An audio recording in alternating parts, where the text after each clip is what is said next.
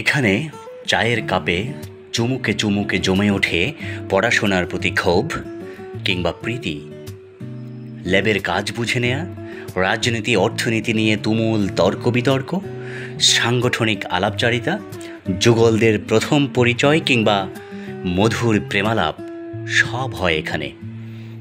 এটি জ্ঞান এবং দ্রোহে সমৃদ্ধ রাজনীতির সূতিকাগার। বলছি ঢাকা বিশ্ববিদ্যালয়ের মধুর ক্যান্টিনের কথা। বলা হয় বাংলাদেশের রাজনীতির আঁতুড়ঘর মধুর ক্যান্টিন। চা কিংবা সিঙ্গারা খেতে খেতে এখানে রচিত হয় ভবিষ্যৎ বাংলাদেশ। বলা হয় এখানে না এলে যোগ্য রাজনীতিবিদ হওয়া যায় না। কে জানতো আদিত্য রেস্তোরাঁ একসময় ইতিহাসের অংশ হবে? কে জানতো একসময় যেটি ছিল নবাবদের মনোরঞ্জনে বাইজিদের নাচঘর, সেটি একসময় নিয়ন্ত্রণ করবে বাংলাদেশের রাজনীতির অলিগলি? নবাবদের মনোরঞ্জন ও অন্যান্য কাজে একতলা ভবনটি 1904 সাল পর্যন্ত দরবার হল হিসেবে ব্যবহৃত হতো। মধুর ক্যান্টিনের প্রতিষ্ঠাতা আদিত্যচন্দ্র 1921 সালে ঢাকা বিশ্ববিদ্যালয় প্রতিষ্ঠার পর থেকেই আদিত্যচন্দ্র এখানে ব্যবসা শুরু করেন। তৎকালীন কলাভবন ছিল বর্তমান ঢাকা মেডিকেল কলেজ এলাকায়। আশপাশ জুড়ে ছিল ব্রিটিশ পুলিশ ছাউনি। ব্রিটিশ সরকার ক্যাম্পাস থেকে পুলিশ ছাউনি গুটিয়ে নিতে শুরু করে সে সময়। এই সময়ে আদিত্যচন্দ্র ব্রিটিশদের থেকে ছনের দুটি ঘর কিনে নেন। একটিতে তিনি থাকতেন, আরেকটিতে বিক্রি করতেন চা সিঙ্গারা। এভাবেই শুরু আদিত্য রেস্তোরাঁর পথচলা। 1939 সালে আদিত্যচন্দ্র মারা গেলে ব্যবসার হাল ধরেন তার 19 বছর বয়সী ছেলে মধুসূদন দে। ছন ঘরেই ব্যবসার কাজ চালাচ্ছিলেন মধুসূদন। বর্তমান ভবনটিতে আসেন দ্বিতীয় বিশ্বযুদ্ধ পরবর্তী সময়ে। বিশ্ববিদ্যালয় কর্তৃপক্ষ শিক্ষার্থীদের জন্য ক্যান্টিনের প্রয়োজনীয়তা অনুভব করলে এ জায়গাটি মধুসূদন দেকে ক্যান্টিন পরিচালনার জন্য ছেড়ে দেওয়া হয়। মধুসূদন দের সততা আর আন্তরিক ব্যবহারের জন্য অল্প সময়ের মধ্যেই মধুসূদন দে থেকে হয়ে উঠলেন সবার প্রিয় মধুদা।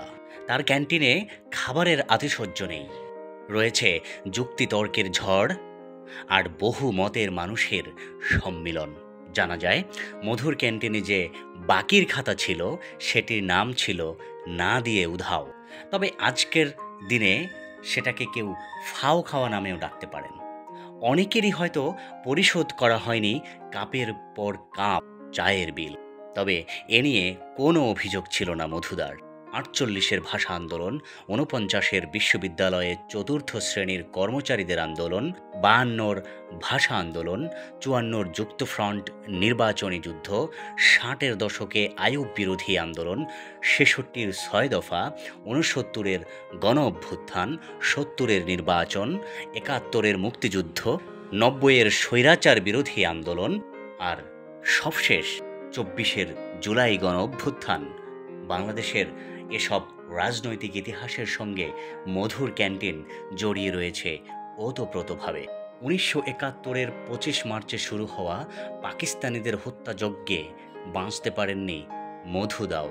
মধুদাকে জগন্নাথ হলে এনে ফায়ারিং স্কোয়াডে দাঁড় করিয়ে গুলি করে হত্যা করা হয়।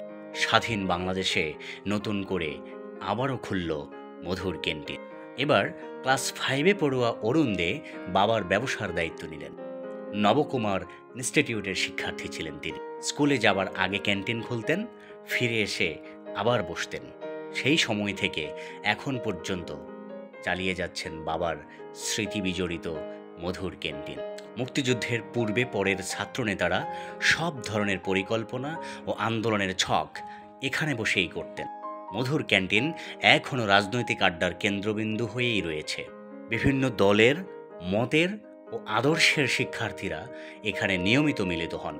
সবসময়ই ছাত্র আন্দোলনের ঘাঁটি এই মধুর ক্যান্টিন। যদিও 60-70-এর দশকের মধুর ক্যান্টিনের সেই আবেদন এখন আর নেই। ঢাকা বিশ্ববিদ্যালয় এলাকায় বিভিন্ন ক্যান্টিন গড়ে ওঠায় মধুর ক্যান্টিনের সেই মোহটাও নেই আর। তারপরও আন্দোলন সংগ্রামের কেন্দ্রবিন্দুতে এখনও রয়েছে সেই মধুর ক্যান্টিন। আপনিও ঘুরে আসতে পারেন ঢাকা বিশ্ববিদ্যালয়ের কলাভবন সংলগ্ন সেই মধুর ক্যান্টিন থেকে। আপনারও মনে পড়ে যেতে পারে ইতিহাসের নানা অলিগলি।